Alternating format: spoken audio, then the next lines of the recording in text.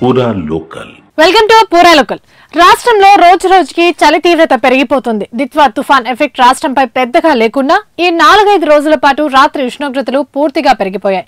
అయితే ప్రస్తుతం ఈ తుఫాను తీవ్ర అల్పపీడనంగా బలహీనపడడంతో మళ్లీ రాష్ట్రంలో చలి తీవ్రత పెరిగే అవకాశాలున్నాయని వాతావరణ శాఖ అధికారులు చెబుతున్నారు.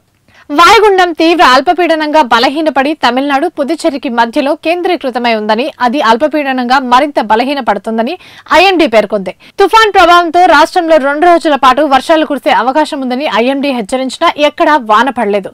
తుఫాన్ గమనం మారడం కారణంగా రాష్ట్రంపై తుఫాన్ ఎఫెక్ట్ అంతగా లేదని అధికారులు అంటున్నారు. మరోవైపు 18 జిల్లాల్లో 15 డిగ్రీలలోపే రాత్రి టెంపరేచర్లు రికార్డయ్యాయి. అత్యల్పంగా ఆదిలాబాద్ జిల్లాలో 10 డిగ్రీలు నమోదైంది. కొమరంభీం ఆసిఫాబాద్ జిల్లా కెరిమెరిలో 11.5 డిగ్రీలు, నిర్మల్ జిల్లా సాయినగర్ లో 11.9, నిజామాబాద్ జిల్లా సాలూరులో 12.3, కామారెడ్డి జిల్లా డొంగ్లీలో 12.5 డిగ్రీల చొప్పున నైట్ టెంపరేచర్లు నమోదయ్యాయి. అత్యధికంగా జోగులాంబ గద్వాల్ జిల్లా దారూరులో 19.5 డిగ్రీల మేర నైట్ టెంపరేచర్లు రికార్డయ్యాయి.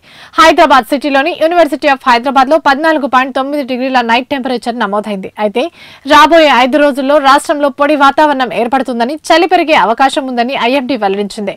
దాదాపు అన్ని జిల్లాలకు ఎల్లో అలర్ట్ జారీ చేసింది. ముఖ్యంగా ఉత్తర తెలంగాణ జిల్లాలో చలి ప్రభావం ఎక్కువగా ఉండే అవకాశం ఉందని కూడా పేర్కొంది.